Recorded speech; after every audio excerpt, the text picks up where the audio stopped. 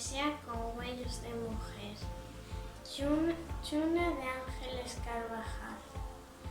La chuna en llamas non vi nada a la celada, nada más la mira llabras en cristales de agua, la soledad de la noche blanca.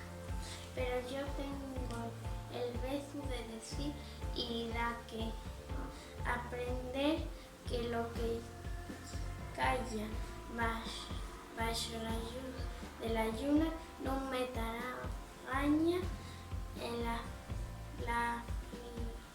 aflicción y en la claridad la misma que la mía.